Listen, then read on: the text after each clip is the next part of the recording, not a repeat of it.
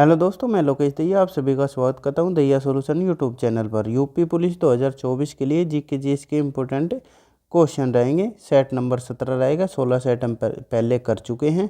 आप देखना चाहते हैं तो चैनल पर वीडियो लिस्ट में देख सकते हैं। डेली रात 8 बजे ये क्लास होती है इम्पोर्टेंट क्वेश्चन की। अगर ये क्वेश्चन आपको अच्छे लगते हैं तो एक लाइक कर देना। अगर आपको चैनल उपयोगी लगे तो चैनल को सब्सक्राइब कर सकते हैं। तो बिना देरी से फर्स्ट क्वेश्चन से शुरू करेंगे विद एक्स्ट्रा जानकारी के साथ। तो फर्स्ट क्वेश्चन दे रखा है, भारतीय बास्केटबॉल महासंघ की स्थापना किस वर्ष हुई थी? कौन से भारतीय बास्केटबॉल महासंघ की?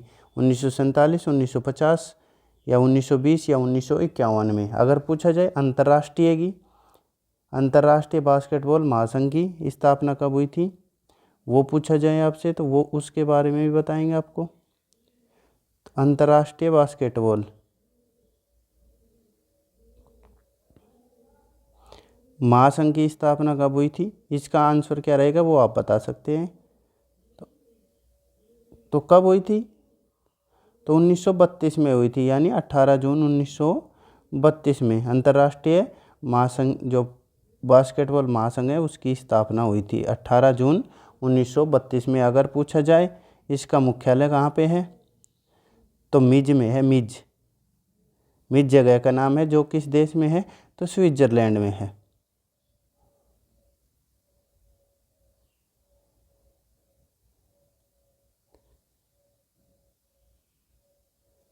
और भारतीय बास्केटबॉल महासंघ की स्थापना किस वर्ष हुई थी, तो कौन सा ऑप्शन सही रहेगा? तो ऑप्शन 2 सही रहेगा। 1950 में इसकी स्थापना हुई थी। आगे बढ़ते हैं अगले क्वेश्चन पर। अब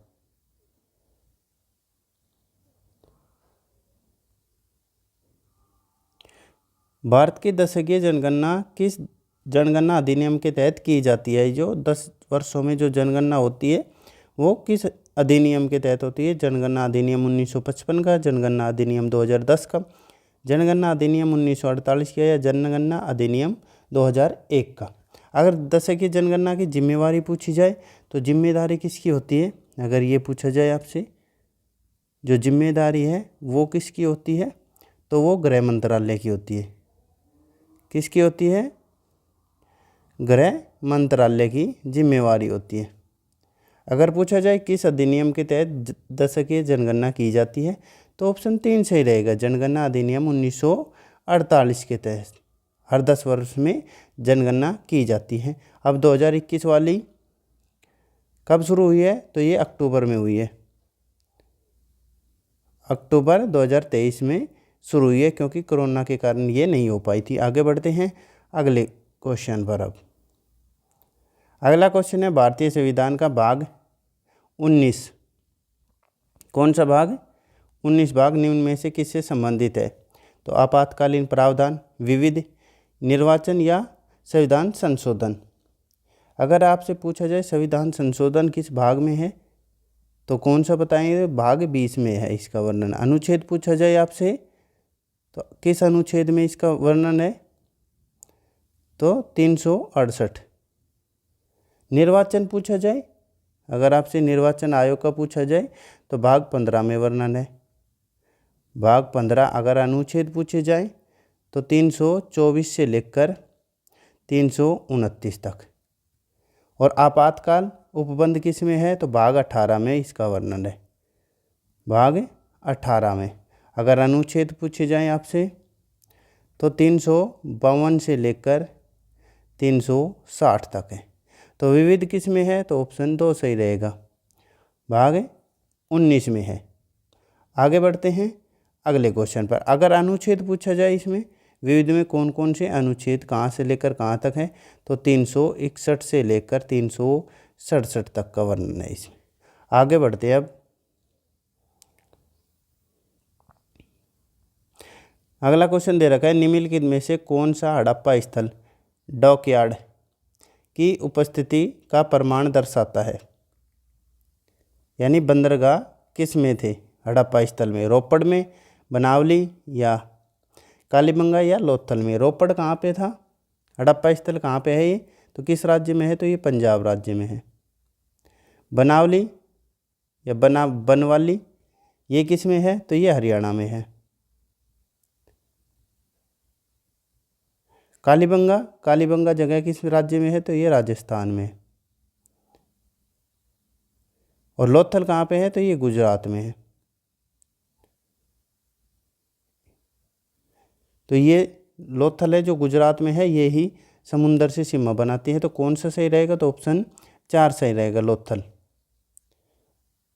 कहाँ पे है? ये गुजरात में है। आगे बढ़ते हैं अगले क्वेश्चन पर। अब अगला क्वेश्चन दे रखा है, बौद्ध स्तूप में हार्मिका, किसका? हार्मिका क्या प्रदर्शित करती है, यानी किस से संबंधित है हार्मिका का? खुला चल मार्ग, तथागत के अवशेष, या धर्मनिरपेक्ष दुनिया के पवित्र स्थान, या देवताओं का निवास स्थान। अगर पूछा जाए बौद्ध धर्म में कितने रत्न होते हैं? तो 3 रत्न होते हैं, यानी त्रिरत्न होते हैं। कौन कौन से होते हैं अगर पूछा जाए आपसे? तो बुद्ध,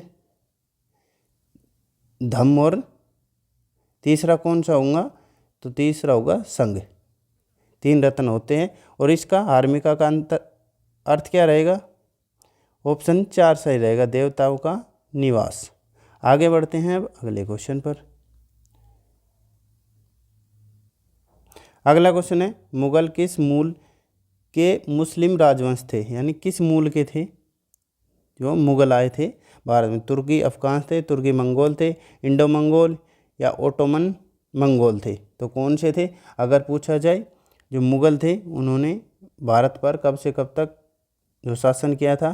तो 16वीं शताब्दी से लेकर 16वीं सदी से लेकर और 18वीं सदी के मध्य तक किया था इन्होंने, के मध्य तक किया था शासन। अगर पूछा जाए मुगल वंश के संस्थापक कौन थे? मुगल वंश के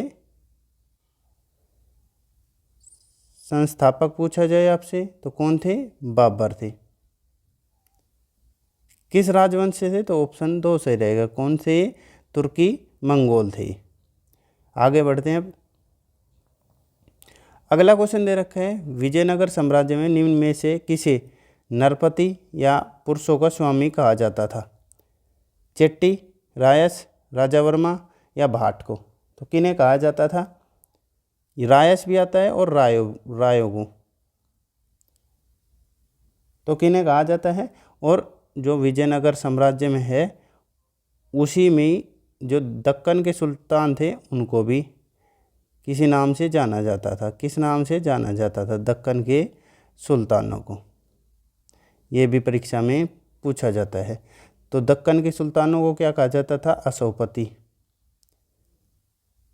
क्या कहा जाता था? अशोकपति, यानी घोड़ों का स्वामी कहा जाता था इन्हें। घोड़ों का स्वामी कहा जाता था। नरपति और पुरुषों का स्वामी किसे कहा जाता था? ऑप्शन 2 सही रहेगा, रायस या रायो को पुरुषों का स्वामी कहा जाता था। विजयनगर साम्राज्य के बारे में पढ़ते हैं। तो इसका पूछा जाए कब से कब तक था? तो ये 1336 से लेकर और 1646 तक साम्राज्य रहा। इसका दूसरा नाम पूछा जाए तो दूसरा नाम कर्नाटक साम्राज्य है। कर्नाटक साम्राज्य। अगर पूछी जाए स्थापना या संस्थापक कौन थे? तो हरिहर और बुक्का। हरिहर और बुक्का थे। और राजधानी विजयनगर साम्राज्य की राजधानी पूछा जाए कौन सा शहर हुआ करता था? तो हम्पी। आशा करता हूँ आपको समझ आया होगा। आगे बढ़ते हैं अगले क्वेश्चन पर। अब अगला क्वेश्चन दे रखा है, poverty and un British rule in India पुस्तक के लेखक कौन थे? Poverty and un British rule in India के पुस्तक के लेखक कौन थे? दादा भाई नौरोजी, सुभाष चंद्र बोस, या सरदार वल्लभ भाई पटेल और महात्मा गांधी। इन्हें सरदार की उपाधि कब दी गई थी और किन के द्वारा दी गई थी? तो वल्लभ भाई पटेल को सरदार की उपाधि कब दी गई थी? तो बारदौली सत्याग्रह के दौरान दी गई थी।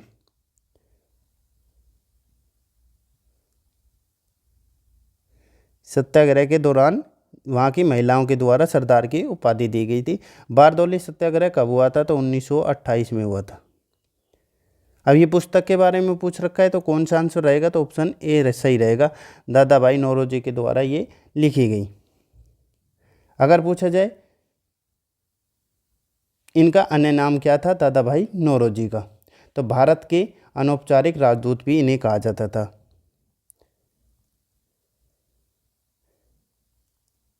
अनौपचारिक राजदूत।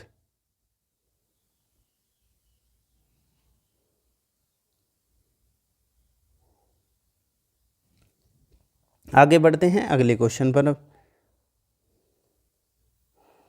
अगला क्वेश्चन दे रखा है, निम्नलिखित में से कौन सी प्रायद्वीपीय नदी पश्चिम की ओर बहती है? यानी ये जो भारत के नक्शा दे रखा है इसे, तो इस साइड में बहती है। ये क्या बन गया? यानी जो है इस साइड में बहती है। ये तो पूरा हो गया और ये पश्चिम, तो इस साइड में ऐसे बहती है। कौन सी नदी है वो? तो गोदावरी है, कृष्णा, कावेरी या नर्मदा नदी? तो कौन सा सही रहने वाला है? यानी अरब सागर में जाकर गिरती है, तो ऑप्शन 4 सही रहेगा। कौन सी नदी है? नर्मदा। और कौन सी है? तो ताप्ती या तापी नदी। ताप्ती नदी, ये दोनों अरब सागर में जाकर गिरती है। और पूछा जाए आपसे किस में बहती है ये, तो क्या बनाती हुई चलती है नर्मदा नदी? तो रिफ्ट वैली यानी भ्रंश घाटी का निर्माण करती है। ये भ्रंश घाटी का निर्माण करती है, भ्रंश घाटी में बहती है ये। अगर इसमें पूछा जाए और इसे किस नाम से जाना जाता है, तो गुजरात की जीवन रेखा भी कहा जाता है इसे, नर्मदा नदी को। गुजरात की जीवन रेखा कहा जाता है। और इस पर पूछा जाए कौन से बांध बने हुए हैं, तो सरदार सरोवर तो आपको सभी को पता होगा, ओंकेश्वर बांध।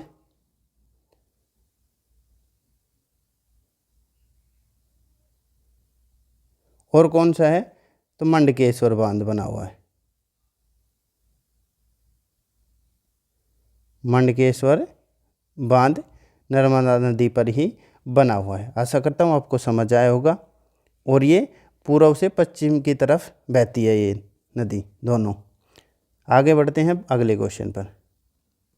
अगला क्वेश्चन दे रखा है, राज्य लोक सेवा आयोग के अध्यक्ष को निम्न में से किसके द्वारा हटाया जा सकता है?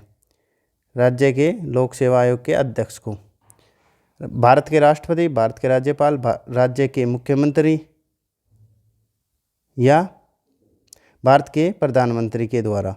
तो किसके द्वारा हटाया जा सकता है? ऑप्शन कौन सा सही रहेगा? तो ऑप्शन ए सही रहेगा, भारत के राष्ट्रपति के द्वारा हटाया जा सकता है। और अनुच्छेद किस में वर्णन है राज्य लोक सेवा आयोग का? तो अनुच्छेद पूछा जाए तो अनुच्छेद 315 के में या फर्स्ट कह सकते हैं। और हटाया किसके द्वारा जाता है? तो भारत के राष्ट्रपति के द्वारा हटाया जाता है। ये थे हमारे क्वेश्चन। आपको हमारे द्वारा कराया गया प्रैक्टिस सेट कैसा लगा? अगर अच्छा लगा हो तो एक लाइक करना। अगर आपको चैनल उपयोगी लगे तो चैनल को सब्सक्राइब कर सकते हैं। आपका दिन शुभ हो। धन्यवाद।